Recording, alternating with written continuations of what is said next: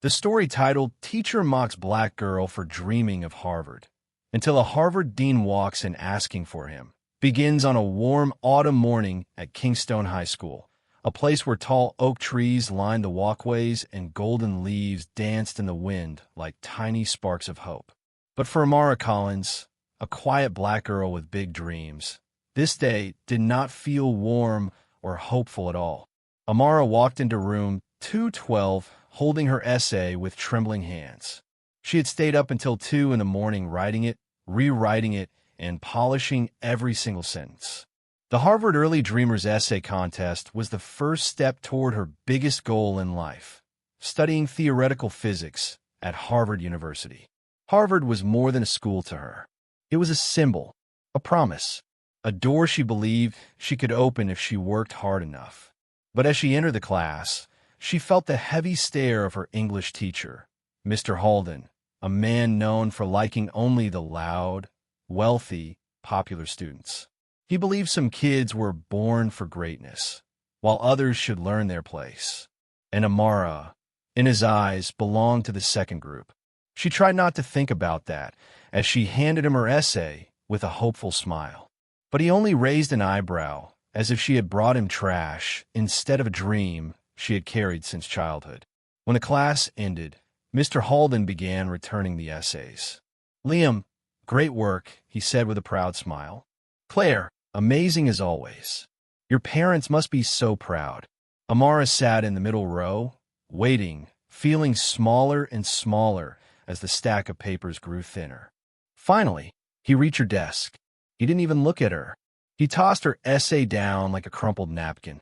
"Next time," he said loudly so the whole class could hear, "try choosing a university appropriate for someone like you." Everyone turned. Some kids giggled. One whispered, "Harvard? Really?" Another said, "She probably copied it."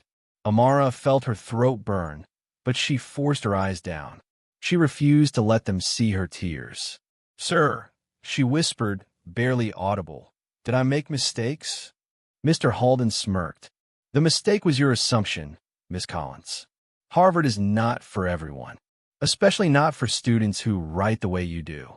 The class went quiet. No one had ever heard a teacher speak so cruelly, but no one defended her. Amara sat frozen, her heart cracking quietly inside her chest. That afternoon, the school library was nearly empty when Amara entered with her backpack hugging her shoulders. Her eyes were red from holding back tears. She took her usual seat near the back window, where sunlight softened shadows. The librarian, Mrs. Lowell, noticed instantly. Mrs. Lowell had gray hair tied in a bun and glasses that always slid down her nose. She knew every student by their reading habits, and she called Amara "my little thinker" because she checked out more books than anyone else. "Honey, what happened?" she asked softly. Amara shook her head. "Nothing important." She opened her notebook, forcing herself to focus. Focusing was easier than crying. But Mrs. Lowell saw the truth. She always did.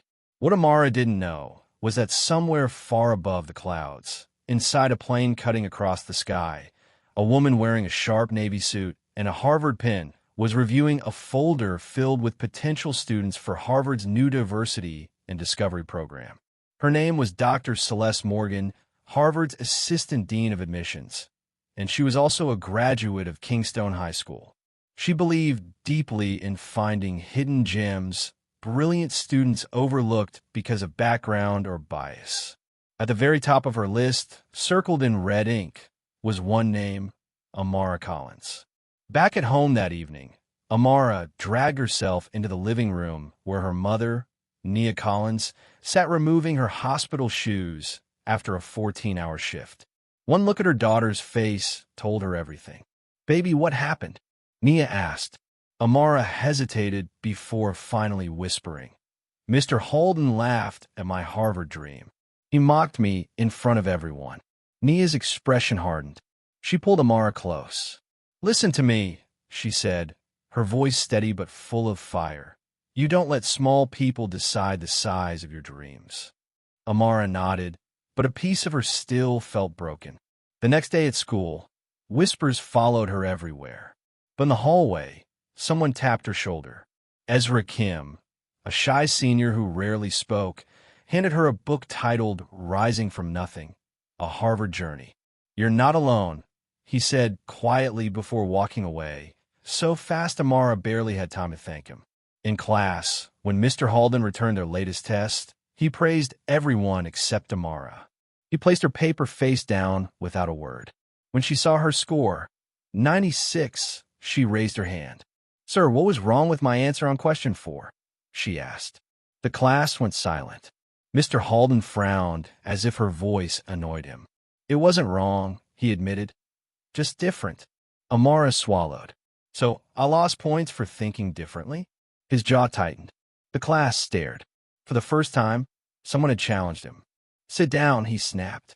But Amara didn't feel small this time. Something inside her had changed. Meanwhile, Dr. Celeste Morgan's plane was landing. She stepped onto the runway, holding the folder with Amara's name written across the top. Tomorrow, she would walk into Kingstone High School, unaware that a storm was already forming inside those walls.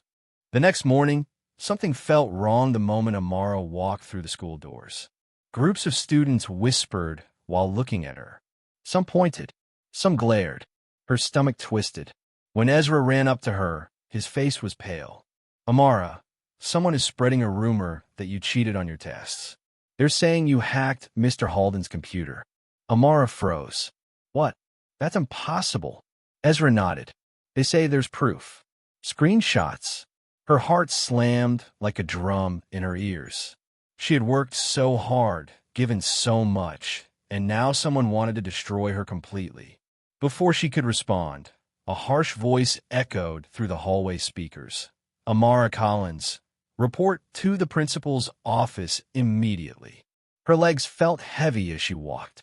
Inside the office sat Principal Avery, Mr. Halden, and one of the popular girls, Sierra Langford, who wore a smug smile that said everything. Principal Avery sighed heavily. "Amara, we received a serious accusation. Sierra claims she has evidence you accessed answer keys for multiple tests." Sierra held up her phone proudly. "I didn't want to say anything, but honesty matters," she said with fake innocence. Amara's heart raced. "I never cheated. Ever. Let me see the screenshots." Sierra handed her the phone. Amara analyzed it quickly. She always noticed small details. "This shows someone logging in at 4:10 p.m. every Thursday," she said calmly. "But every Thursday, I'm at the after-school STEM club until 6 p.m. You can check the sign-in sheet." Sierra stiffened. Mr. Halden leaned forward. "Coincidences happen." "Also," Amara continued, pointing to the username, "my login is a Collins23, not a Collins. Whoever made this forgot the numbers." Sierra's cheeks turned red. Before Principal Avery could speak, a firm voice echoed from the doorway. "I'd like to see those screenshots as well." Everyone turned. Standing in the doorway was a tall black woman wearing a Harvard badge on her blazer. Her eyes were sharp and intelligent. Her presence filled the room instantly. "I'm Dr. Celeste Morgan, Assistant Dean of Admissions at Harvard University," she said, stepping inside with calm power. Mr. Halden's face turned paper white. Sierra sank into her seat. Dr. Morgan took the phone, examined it for 5 seconds, and said, "This is fake. The pixel density around the username is different. This was edited by someone who didn't expect to be caught." She turned her gaze on Sierra. "Do you know it is a serious offense to fabricate academic evidence?" Sierra shook uncontrollably. Dr. Morgan then looked at Mr. Halden. "And you, what exactly did you mean when you told this student that Harvard is not for someone like her?" The room went dead silent. Mr. Halden stuttered. I only meant I went to this school," Dr. Morgan said sharply. "Teachers like you told me the same thing, and I proved every single one of them wrong." Amara felt tears building, not from sadness this time, but from the shocking feeling of finally being defended. Dr. Morgan placed her hand on Amara's shoulder. "Miss Collins, I flew here today because your application is extraordinary. Your essays, your grades, your science fair awards, Everything shows brilliance. Amara blinked, stunned. My application? Yes. Dr. Morgan smiled warmly. You submitted early. We were impressed. Very impressed. Sierra gasped. Mr. Halden's jaw dropped. Amara felt her whole body shake. Principal Avery cleared her throat. Dr. Morgan, please know our school values integrity. If that were true, Dr. Morgan interrupted, this student wouldn't be sitting in front of false accusations created out of jealousy. She turned to Sierra. There will be disciplinary action. Then to Mr. Halden, and the school board will be informed about your discriminatory behavior. His face drained of all color. When Amara stepped out of the office, the hallway was silent. Students watched with wide eyes as Dr. Morgan walked beside her. Whispers started, but they were different now, full of shock, awe, and confusion. Ezra hurried up. What happened? He asked breathlessly. Amara took a long, shaky breath. Someone tried to destroy me, she whispered, but they failed. Later that day, Mrs. Lowell found Amara in the library. I heard, she said softly. Are you all right? Amara nodded slowly. I think my life just changed. Mrs. Lowell hugged her tight. Dreamers always scare small minds, she whispered. But dreamers win. The next week passed in a strange blur. Everywhere Amara walked, students stared, teachers smiled nervously, and even the principal treated her with unusual gentleness. Sierra avoided her completely. Mr. Halden taught with a robotic stiffness, knowing he was under investigation. But Amara didn't care about any of them. For the first time in her life, she felt proud of herself. And then came the invitation, a letter printed on thick cream paper with a Harvard seal in gold. We are pleased to invite you to a special campus tour and interview. Amara cried when she read it. Her mother cried too. It felt like stepping into a future she once believed she wasn't allowed to imagine. But this story wasn't done. There were more challenges, more battles, and a moment still waiting to happen. The moment when the whole world would see what people like Amara could become when someone finally believed in them. The final part of the story began on a crisp Friday morning when the entire school crowded near the bulletin board outside the main office. A new banner hung above it, Harvard Early Discovery Finalist, and in the center was a large photo of Amara Collins, her smile bright and full of hope. Students stared at the picture, some in admiration, some in disbelief, some in guilt. Amara stood in the crowd quietly. She wasn't used to attention, but today she allowed herself to stand tall. She had earned this place. She had fought for it without giving up, even when adults doubted her and classmates tried to break her spirit. Ezra approached her, grinning. You're officially a school legend, he said. Amara laughed softly. It still feels unreal. You deserve every bit of it, he said. People like you change things. Amara didn't know about change. She just knew she wanted to study the stars, understand the universe, and make her father proud, even though he wasn't here anymore. But maybe she thought that is change. Later, as she headed to her locker, she saw Mr. Halden standing in the hallway with a cardboard box in his hands. Paper stuck out the top. A mug reading #OneTeacher sat sadly beside them. His eyes met hers. For a moment, neither spoke. He looked smaller, older, tired. Miss Collins, he said quietly, I never intended to hurt you. Amara held his gaze. But you did, she replied softly. He swallowed hard. I misjudged you. You judged me before you even knew me, she said. But she didn't want revenge. She didn't want him to feel what she had felt. She only wanted respect, something every student deserved. I hope, she added gently, that the next student you teach won't be limited by your expectations. Mr. Halden lowered his eyes. I hope so too. By the time Amara left school that afternoon, the air felt fresh and comforting. Leaves swirled around her sneakers, and the world seemed full of new beginnings. A week later, she and her mother traveled to Cambridge for the Harvard program. When she stepped through the massive iron gates, Amara felt like she had entered another universe, one she never expected to touch. Students from all over the world walked past, carrying books, bikes, and coffee cups. Amara felt her heart soar. She belonged here. For the first time, she truly believed it. Dr. Morgan greeted them warmly. "Welcome, Amara," she said. "We've been waiting for you." She introduced Amara to professors, researchers, and other finalists like her. Some were nervous, some were excited, some were both.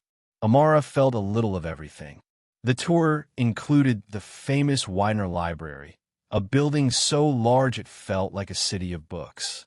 Amara ran her fingers along the shelves, whispering to herself, "I made it. I really made it." Her mother watched with pride, so deep she thought her chest might burst. During the science demonstration, Dr. Morgan showed Amara a wall filled with photos of alumni who had achieved great things. Doctors, engineers, authors, scientists. One day, Dr. Morgan said, "Your picture will be up there too." Amara didn't know if that was true, but she felt something warm and powerful inside her, something like belief. After the program ended, Amara and her mother walked across the courtyard. The sun was setting, painting the sky pink and gold. "Your father would be smiling so hard right now," Nia whispered. Amara's eyes filled. "I hope I'm making him proud." "You are," her mother said firmly. "But more importantly, you're making yourself proud." As they left the campus, Amara turned back one last time. She realized this wasn't the end of her story. It was the beginning of proving to herself, and to every kid who felt too small, that dreams don't belong to the privileged few. They belong to the brave. And so, the story titled, "Teacher Mocks Black Girl for Dreaming of Harvard," until a Harvard dean walks in asking for him, ends with a girl who refused to break, a mother who never stopped believing, and a world that learned an important truth. Dreams are not given. They are earned. And no one can steal them from a heart that refuses to give up.